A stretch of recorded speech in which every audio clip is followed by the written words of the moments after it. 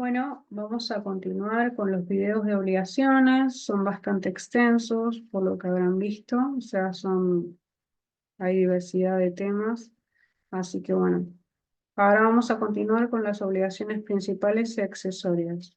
Obligación principal, concepto, es aquella que para su existencia y validez no depende de otra obligación. Su existencia de régimen jurídico, eficacia y desarrollo funcional son autónomos e independientes de cualquier otro vínculo obligacional.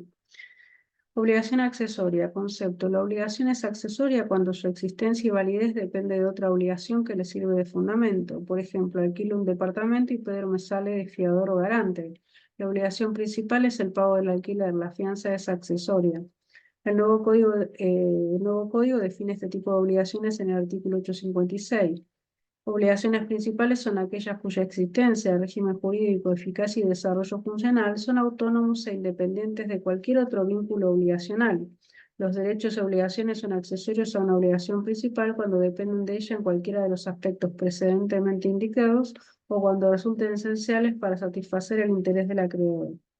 Fuente. La obligación accesoria puede originarse en la voluntad de las partes o en la ley. Clases. Las obligaciones son principales o accesorias con relación a su objeto o con relación a las personas obligadas. Las obligaciones son accesorias con relación al objeto de ellas cuando son contraídas para asegurar el cumplimiento de una obligación principal, tal el caso de las cláusulas penales. Las obligaciones son accesorias con relación a las personas obligadas cuando éstas las contrajeren como garantes o fiadores. Efectos. Rige el principio de que lo accesorio sigue la suerte de lo principal, por ello, si la obligación principal es nula o se extingue, sea por pago, novación, transacción, renuncia o prescripción, también es nula o se extingue la obligación accesoria.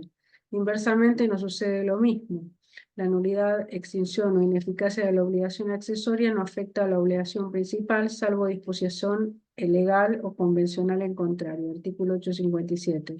Excepciones. Por excepción, en algunos casos no se aplica el principio de que lo accesorio sigue la suerte de lo principal. Así sucede, por ejemplo, en los casos de los artículos 801 y 803. Bueno, vamos a hablar ahora de lo que es la rendición de cuentas. El nuevo Código Civil y Comercial en el nuevo Código Civil y Comercial se regula la rendición de cuenta con la finalidad de hacer una aplicación coherente de este instituto en numerosos ámbitos del derecho. En primer lugar, conviene destacar que cuenta y rescindición de cuenta no es lo mismo. La cuenta es la descripción de los antecedentes, hechos y resultados pecuniarios de un negocio, y la rendición de cuentas consiste en poner dichas cuentas en conocimiento de la persona interesada. Se trata de una obligación de hacer a cargo de toda persona que realice un negocio por cuenta ajena.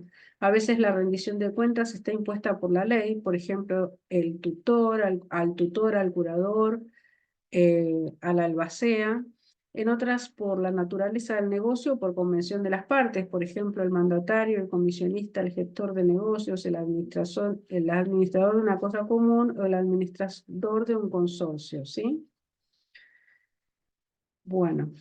Requisitos. La rendición de cuentas debe A. Ser hecha de modo descriptivo y documentado. B. Incluir las referencias y explicaciones razonablemente necesarias para su comprensión. C. Acompañar los comprobantes de los ingresos y de los egresos, excepto que sea de uso no extenderlos.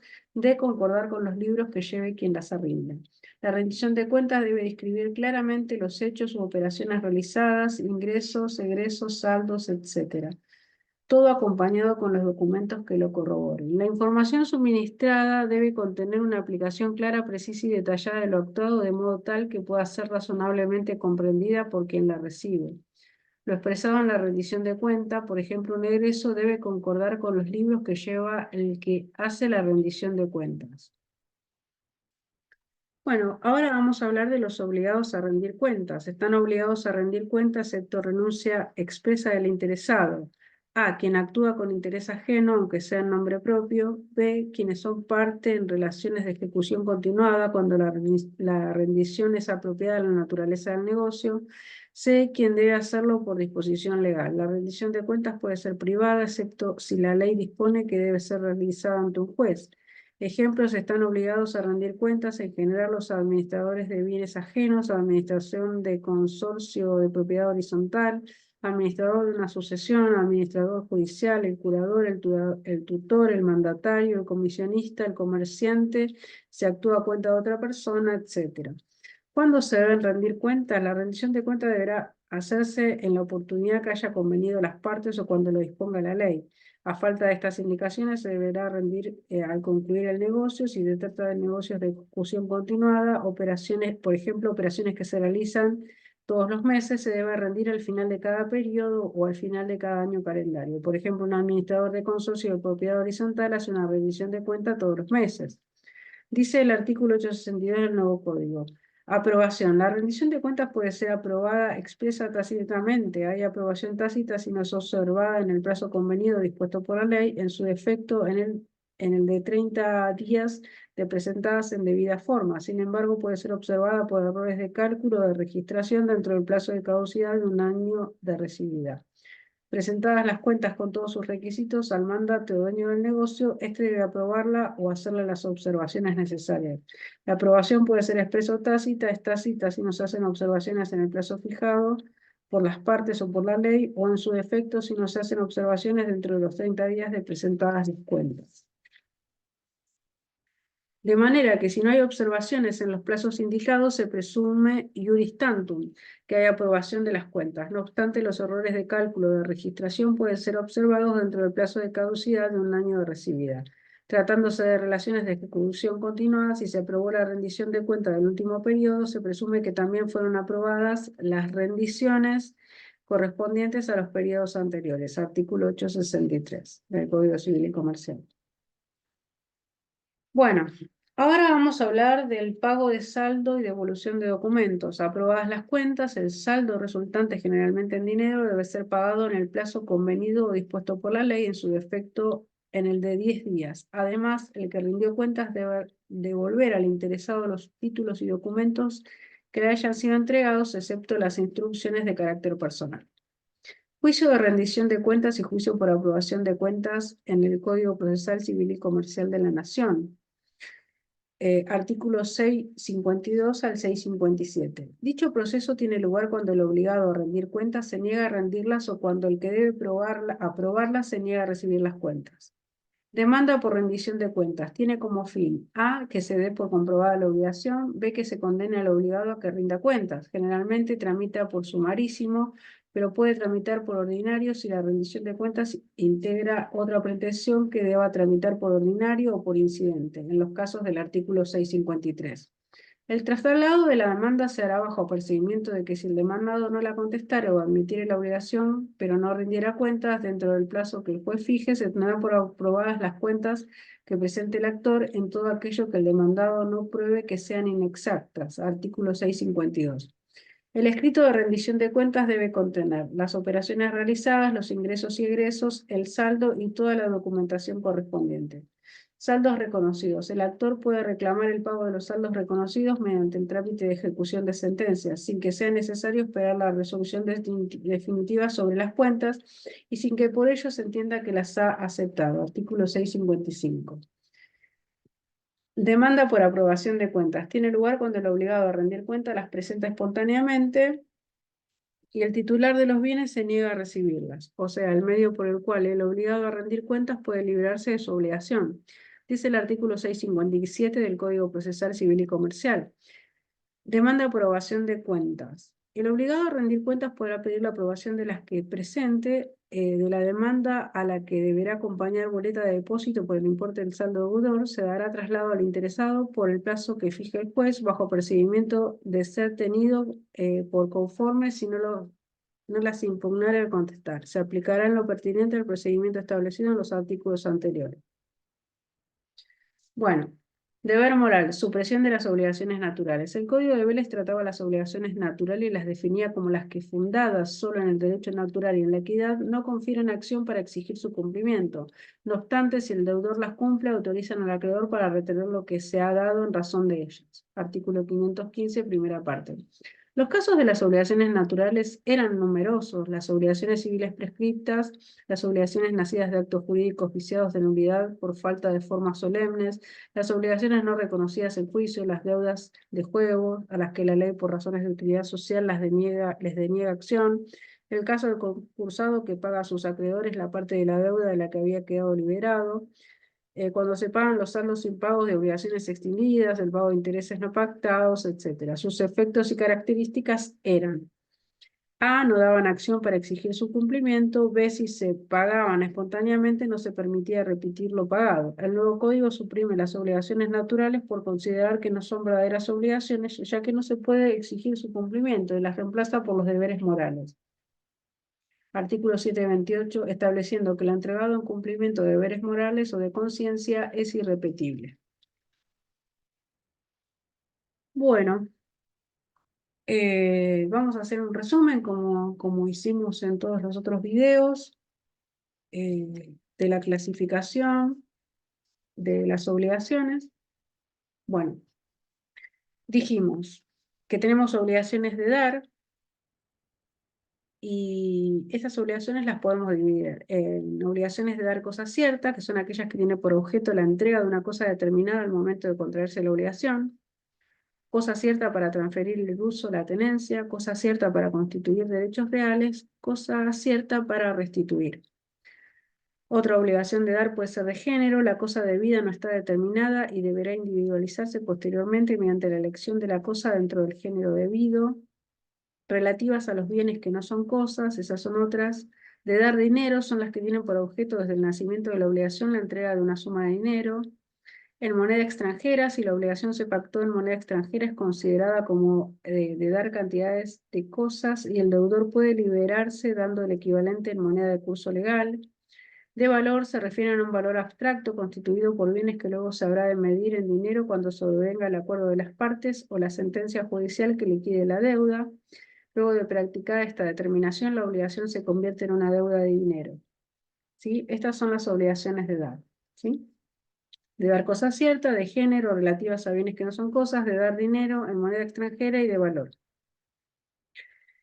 Después tenemos las obligaciones de hacer. Es aquella cuyo objeto consiste en la prestación de un servicio o en la realización de un hecho en el tiempo, lugar y modo acordados por las partes.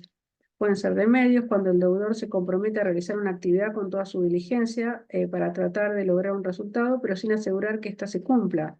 O sea, el deudor solo pone los medios para lograr algo que puede o no darse. Y de resultado, cuando el deudor se compromete a concretar un objetivo, o sea, lograr un resultado. Estas son las de hacer, que son de medios o de resultado. Después de no hacer, la prestación del deudor consiste en una inactividad, en una abstención, en un no hacer. ¿Sí? Después tenemos las obligaciones alternativas. Se trata de una obligación que tiene varias prestaciones independientes y que queda cumplida cuando el deudor ejecuta una de ellas. Puede ser alternativa regular, elección a cargo del deudor; o alternativa irregular, elección a cargo del acreedor.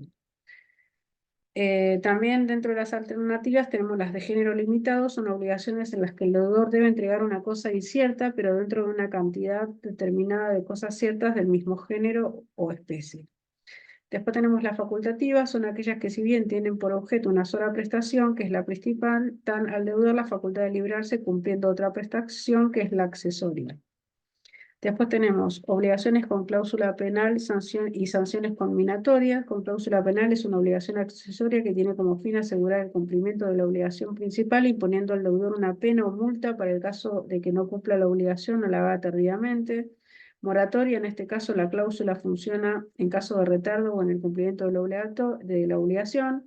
Compensatoria: en este caso la cláusula funciona en caso de incumplimiento definitivo de la obligación principal y es una liquidación anticipada de la indemnización por daños y perjuicios para el supuesto de incumplimiento de la prestación. Sanciones conminatorias son condenas pecuniarias fijadas por el juez a razón de tanto por cada día de retardo en el cumplimiento de una resolución judicial, también llamadas astreinte. ¿Sí? Tenemos las obligaciones divisibles e indivisibles. Las divisibles cuando tienen por objeto prestaciones de cumplimiento parcial. Las indivisibles cuando no pueden cumplirse parcialmente, o sea, cuando solo pueden ser cumplidas por entero. Las de sujeto plural las podemos dividir, ya dijimos, en simplemente mancomunadas, solidarias o concurrentes. Las simplemente mancomunadas es aquella en la que el crédito o la deuda se fracciona en tantas relaciones particulares independientes entre sí como acreedores o deudores hayas. Cada deudor está obligado a pagar solo su parte, cuota parte de la obligación, y cada acreedor puede reclamar solo su parte, cuota parte del crédito. La solidaria, cuando la totalidad de la prestación puede ser reclamada por cualquiera de los acreedores o cualquiera de los deudores en virtud del título constitutivo de la obligación o de una disposición de la ley. La solidaridad pasiva, cuando hay varios deudores solidarios, cualquier deudor está obligado a pagar la totalidad de la deuda al acreedor. La solidaridad activa, cuando hay varios acreedores solidarios, cualquiera de los acreedores puede reclamar la totalidad de la deuda al deudor. Las concurrentes son aquellas en las que varios deudores deben el mismo objeto en razón de causas diferentes. O sea que de sujeto plural tenemos, o sea, mancomunadas serían simplemente mancomunadas, solidarias y concurrentes. Bueno, después tenemos las obligaciones disyuntivas, son obligaciones establecidas a cargo de un deudor indeterminado entre varios sujetos determinados o establecidas a favor de un acreedor indeterminado entre varios sujetos determinados.